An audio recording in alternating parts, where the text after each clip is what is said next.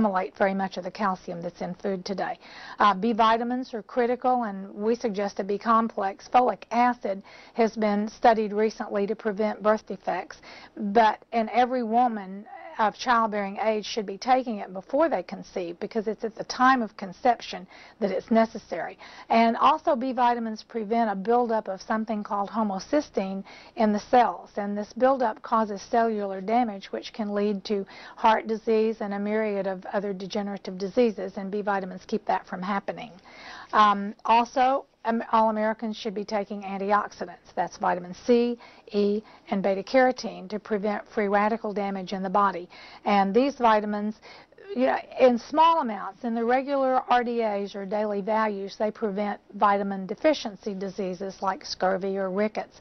But in greater amounts, and sometimes 10 to 100 times greater than the RDA, they act as protectors in the body, and therefore reducing the risk of cancer, heart disease, the ravages of aging, and even premature death.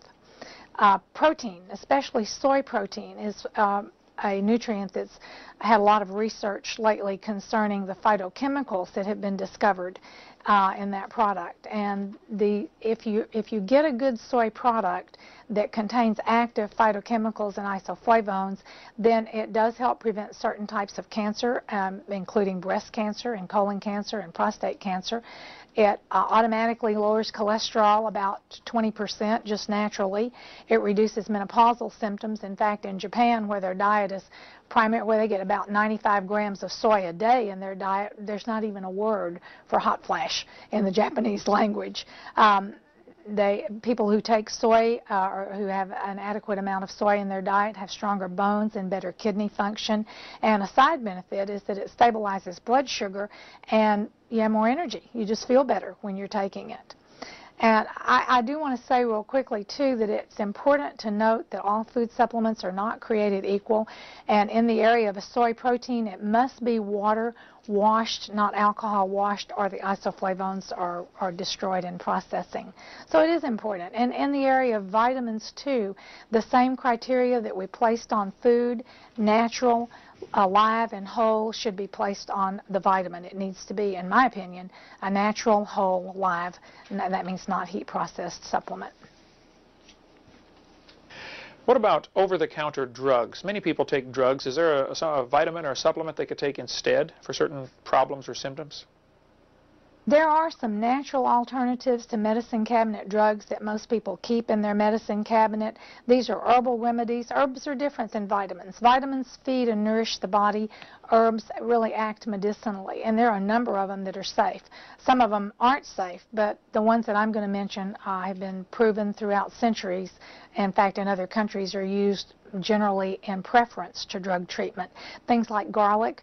Garlic is a natural antibiotic and will act not only against bacteria but against the virus, and it'll bring down fever, lower blood pressure, protect against cancer. In fact, it's the #1 food that is being studied by cancer researchers right now that they're through with beta-carotene and vitamin A. And another one would be echinacea. Echinacea is an herb that boosts the immune system and could be used for cold and flu symptoms.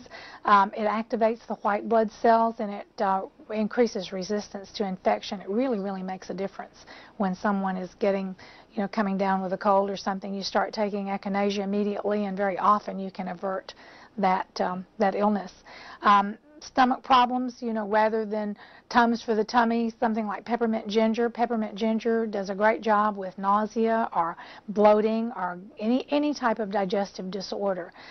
Valerian in place of sleeping pills. Valerian is an herb that has been proven to not only help you go to sleep faster, but help you stay asleep and sleep deeper. In fact, you can sleep a shorter period of time and wake up feeling like you've slept double the amount of hours. It's great.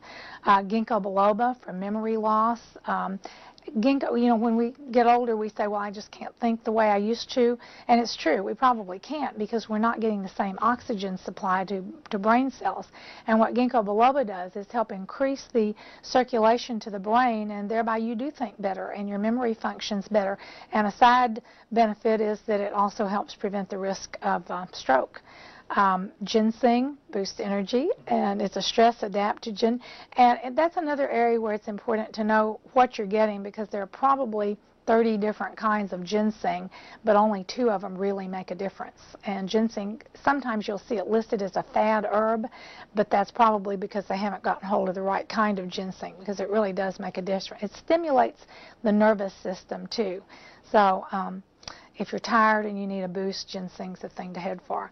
Glucosamine is another one that's been well studied and well researched, and it definitely rebuilds joint cartilage.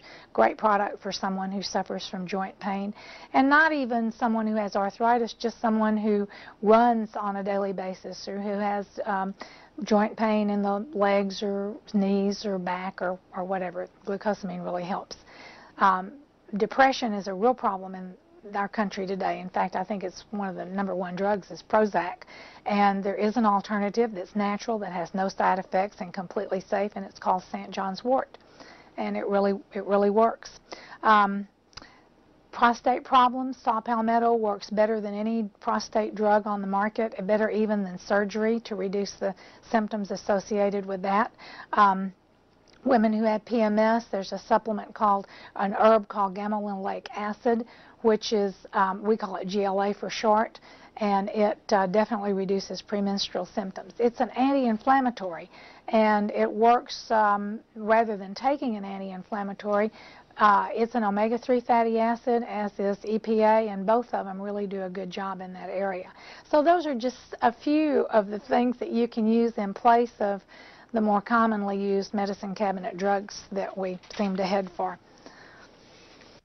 What about over-the-counter drugs? Many people take drugs. Is there a vitamin or a supplement they could take instead for certain problems or symptoms?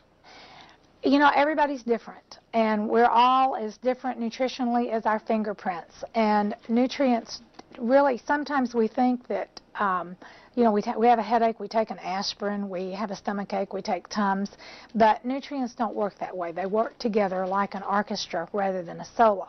So it does seem that we do have to take more than just one thing. That's why I recommend a multivitamin, multimineral.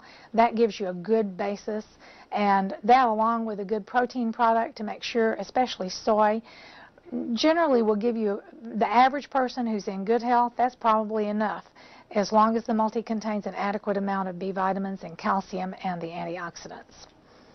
What does your body tell you if you're low in the B vitamins? And there are quite a few different B vitamins, maybe 30 or so.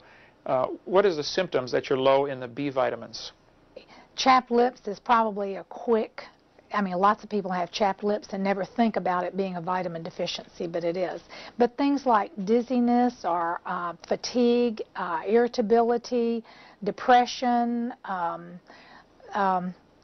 craving sweets can be a B vitamin deficiency. Skin problems, dry, rough skin can be a B vitamin deficiency. Muscle cramps, by the way, can be B vitamin deficiency too. So, I mean, it is hard to kind of pinpoint what it is. Heart palpitations, mood swings can be a B vitamin deficiency, because B is a stress vitamin, and it also is an energy vitamin. B is required to produce energy from foods. So any problem in the area of fatigue, you'd look for B also. All right. And what are the deficiency signs of a person who's low in vitamin C? If you bruise easily, you have a vitamin C deficiency. An eye problem could be a C deficiency. Bleeding gums or nosebleeds could be a C deficiency. What one thing would you say is the most important in order to be healthy? I think the most important thing to remember is that your health is your responsibility. It's not your doctor's. And so many people today depend on their doctor to tell them what to do. And doctors really aren't trained in preventing disease. They're trained to cure it. And yes, when you get sick, go to your doctor. But try to do something on your own you can make a difference in the way you feel today, and you can make a difference in your health by what you do today, even 20 years from now. And I won't quote this exactly because I don't remember the exact quote and couldn't find it when I came. But Dr. Linus Pauling, who's won the Nobel Prize twice, said that you can increase your life expectancy by an average of even up to 24 years by making some changes, essentially nutritional. And even older people can make a difference in not just life expectancy, but the quality of life by eating correctly, by managing stress, by exercising, drinking plenty of water, and getting adequate rest, and taking food supplements. I understand there's a new product that helps reduce wrinkles. The picture you showed me was incredible.